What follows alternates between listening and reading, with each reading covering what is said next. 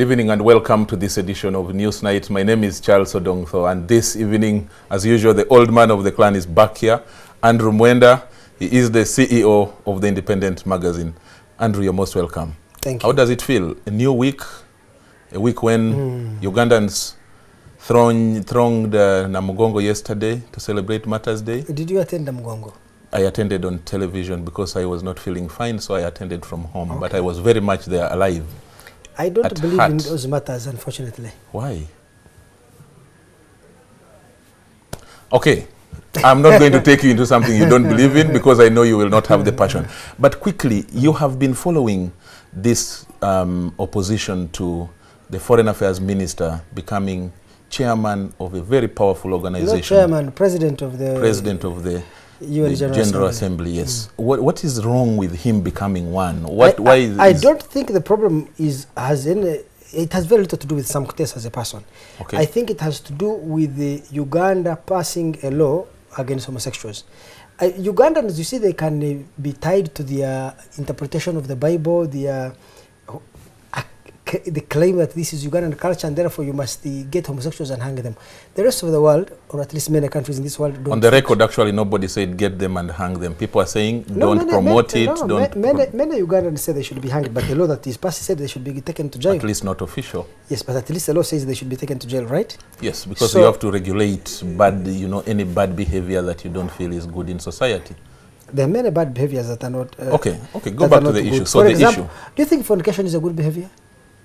No, of course not. Do you think drunkenness is a good behavior? Not, of course. Do you think smoking is a good behavior? And you know that they are regulated. Do you think smoking is a good behavior? Regulated. How? It must be regulated. Don't smoke in public. Okay. Don't endanger Andrew's life when he doesn't smoke. Assuming I sit in the privacy of my house and I smoke 100 sticks of cigarettes, don't you think it's more harmful? Yes, it is harmful, but you have to take care of yourself. So I'm asking you, has this country passed a law that anyone who smokes more than 5 cigarettes should be taken to jail?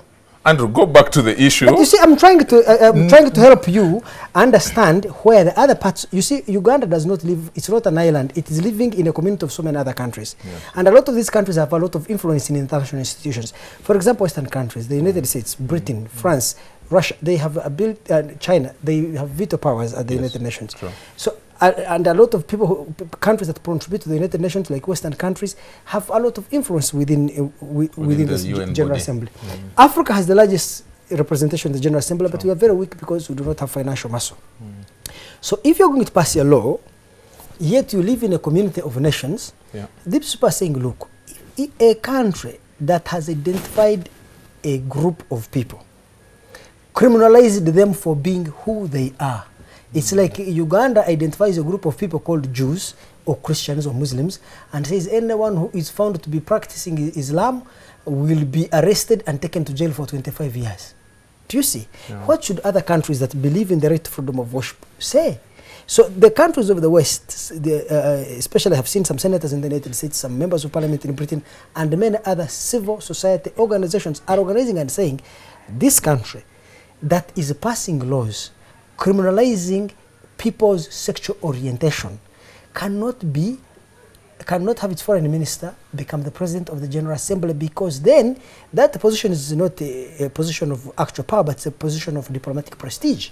And by us giving them this position of diplomatic prestige, we are even encouraging the kind of barbaric laws they are passing in their home countries. Just let me follow up on that. Now, Andrew, in that same General Assembly, among the people you have counted with veto powers includes China, includes Russia, that have also said we don't want homosexuality here. But on top of that, Kutesa, who is vying for this position to represent Uganda and now to represent actually Africa, actually did not come out in the open as a person. So why should he be opposed? You see, the issue is not about Kutesa. Kutesa is not being elected as president of the General Assembly because he's Sam Kutesa. It is because he's the foreign minister of a country called Uganda. And that country has passed a very bad law. Let me tell you a good example. Have you ever been to a country called Nepal? No. I've been to Kathmandu, which is the capital city of Nepal. Yes. The people there think that black people are monkeys. In case you did not know. I know that because I've studied with 3 of them. And a person from Nepal in their society, a black person cannot sleep with, have sex with a Nepalese person. There's a lot of racial prejudice about black people there. Assuming they passed a law that black people, and assuming there is a 15% or 10% community of black people, assuming they passed a law that black people in that country should never be judges or magistrates, and any black person who sleeps with a police person should go to jail for 20 years. What should the world do? I'm asking you. Go answer it, because you are the one. That's what happened with apartheid. Apartheid had laws like that. The whole world imposed diplomatic sanctions against South Africa because of such laws. So Ugandans need to be told, you can have a prejudice. I understand my mother, my sisters, my brothers, many of these people carry these prejudices. So these things, we are being told that it is about corruption and all that record of corruption, and by Kutesa, that accusation is not false. So the hidden truth is actually the homosexuality thing. But they have clearly stated, remember that the people who are opposing Kutesa have not brought these issues as the most important. They consider them. They are saying it is corruption, issues. The people in Uganda. Perhaps the Ugandan media. If you, there's Schumer, one of the leading members of the Senate in the United States. There's another, all the senators who have spoken, the British Minister of Foreign Affairs who have spoken on this matter, all of them focus on the fact that Uganda has passed a law criminalizing homosexuality. That constitutes 80 to 90% of the complaint against Uganda. There is very little problem with Kutesa. First of all, Kutesa himself has been declared by courts of law in Uganda. He was accused of corruption.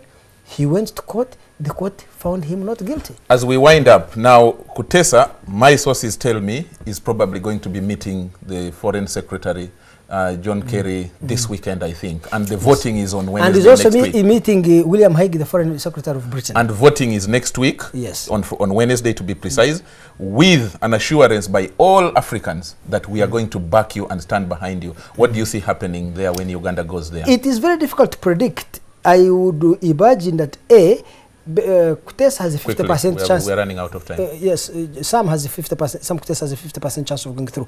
He may go through. People may turn a blind eye on Uganda's law and pass him through. And when he goes through and becomes a president, I can tell you there is nothing else he will address. Whenever he goes to address a press conference, there will be only one question he will be asked. Watch. It will be that law.